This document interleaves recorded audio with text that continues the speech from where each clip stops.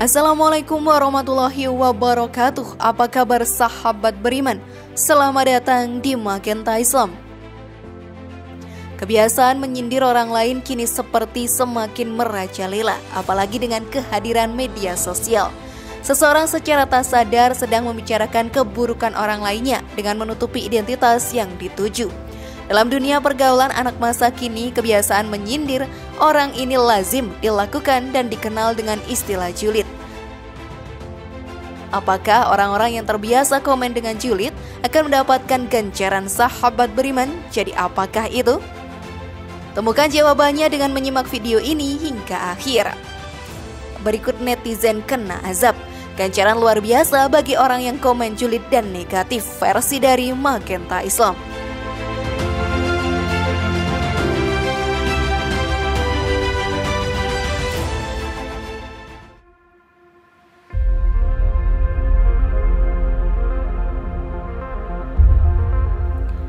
Hati adalah tempat lahirnya perasaan manusia. Hati juga berperan menentukan sifat baik dan buruknya manusia.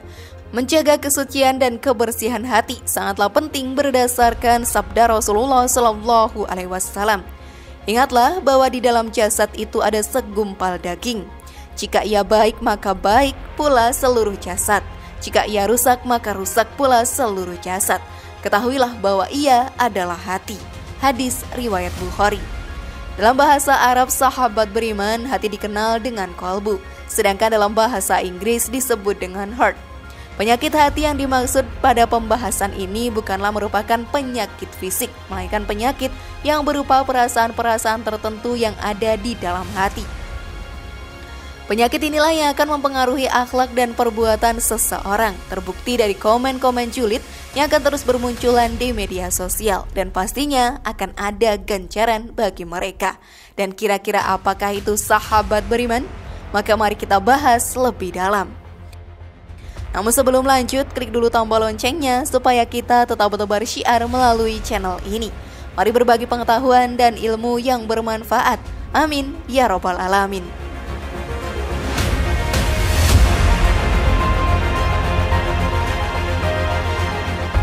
Komen julid atau nyinyir dalam bahasa anak gaul sekarang seakan membudaya. Allah telah memerintahkan umatnya untuk senantiasa berbuat baik dalam perbuatan maupun lisannya. Dan Allah telah memberikan tauladan yang baik melalui Rasulullah SAW. Semasa hidupnya, Rasulullah SAW tidak pernah mencela apapun apalagi nyinyir. Bukan hanya terhadap sesama manusia. Rasulullah SAW bahkan tidak pernah mencela makanan sekalipun beliau tidak suka. Sayangnya sahabat beriman, pada masa sekarang banyak orang yang saling berkomentar miring alias nyinyir. Apalagi didukung media sosial dan juga internet yang merajalela. Akhirnya nyinyir menjadi sebuah kegiatan yang turut mewarnai dunia maya. Perbuatan nyinyir atau julid ini hampir sama dengan menyindir, mencemooh atau mencela. Maka dapat disimpulkan, hukumnya tidak jauh berbeda dengan hukum menyindir orang dalam Islam. Nyinyir atau julid tidak diperbolehkan dan akan menjadi dosa apabila tujuannya buruk dan menyakiti orang lain. Misalnya sahabat beriman, nyinyir dengan tujuan untuk menghina, balas dendam, dan untuk riya. Jelas hukum menyakiti hati orang lain dalam Islam adalah dosa. Sebagai seorang muslim yang baik, alangkah lebih baik lagi jika kita tidak melakukan perbuatan nyinyir. Allah telah memperingatkan hambanya untuk tidak mencela ataupun mencemooh orang lain secara langsung maupun tidak langsung, seperti firman Allah dalam Quran surat Al-Hujurat ayat 11. Wahai orang-orang yang beriman, janganlah suatu kaum mengolok-olok kaum yang lain. Karena boleh jadi mereka yang diolok-olok lebih baik dari mereka yang mengolok-olok, dan jangan pula perempuan-perempuan mengolok-olok perempuan yang lain.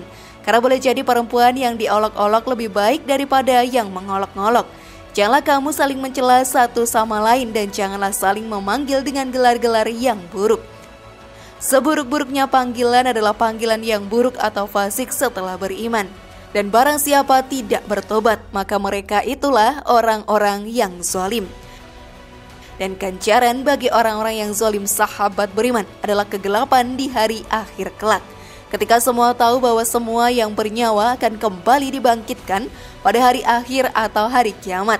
Dan balasan bagi orang yang zalim adalah sesuatu yang pedih berupa kegelapan. Seperti yang dikatakan oleh Rasulullah, jangan melakukan ketidakadilan karena ketidakadilan adalah kegelapan di hari kiamat. Hadis riwayat Muslim. Bahkan tidak ada lagi pertolongan baginya di hari akhir kelak.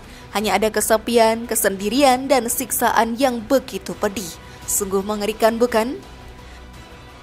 Dari ayat tersebut dapat disimpulkan bahwa Allah Subhanahu wa Ta'ala telah melarang hambanya untuk mengolok-olok ataupun mencela orang lain. Karena bisa jadi orang yang diperolok lebih baik dari yang mengolok. Sudahkah semakin paham sekarang sahabat beriman?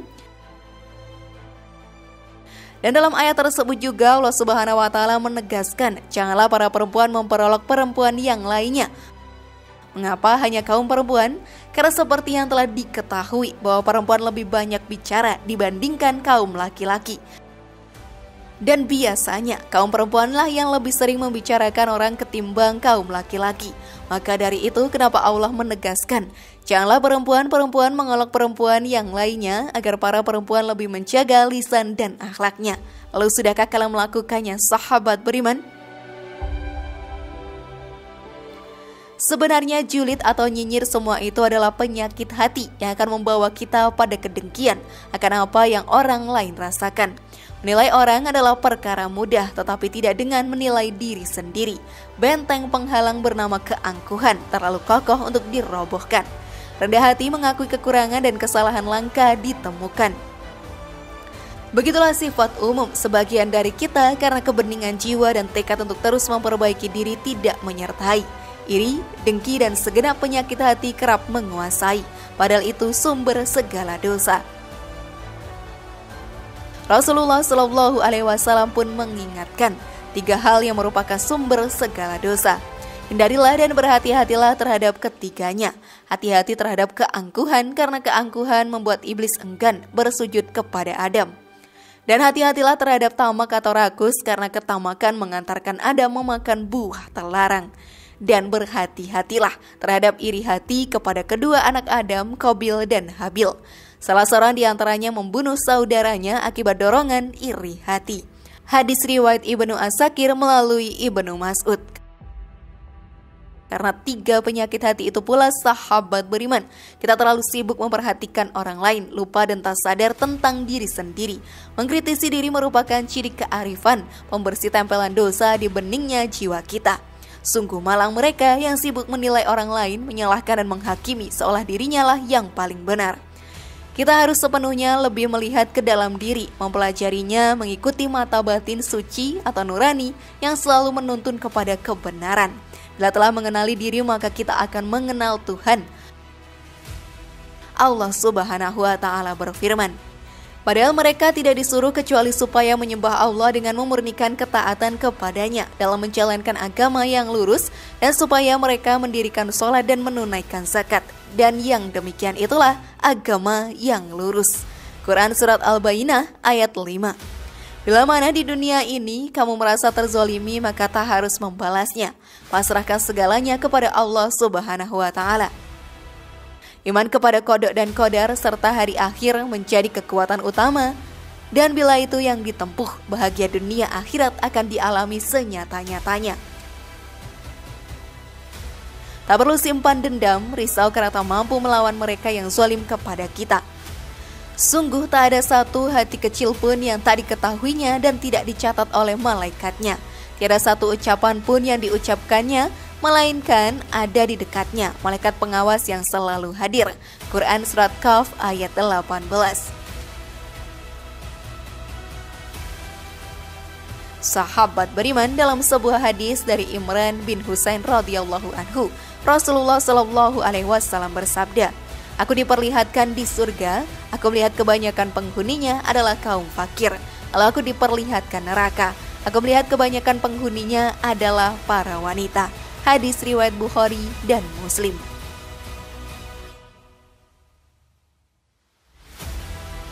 Demikianlah nyinyir atau julid yang merupakan dosa lisan. Memang kasusnya cenderung didominasi oleh perempuan seperti halnya gibah. Tapi tidak menutup kemungkinan para pria pun juga banyak yang melakukan komen julid yang tidak semestinya. maka bukan hanya hati yang harus disucikan, melainkan juga lisan dan perbuatan. Ini berlaku bagi semuanya, baik muslim maupun muslimah. Jangan sampai surga menolak kita hanya karena komen julid yang kita lakukan di sosial media.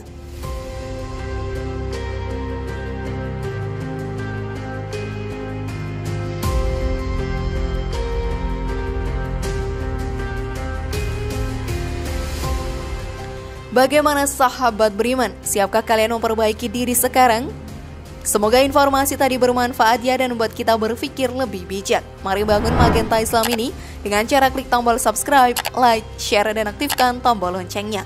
Wassalamualaikum warahmatullahi wabarakatuh. Dan jangan lupa tonton video yang lainnya.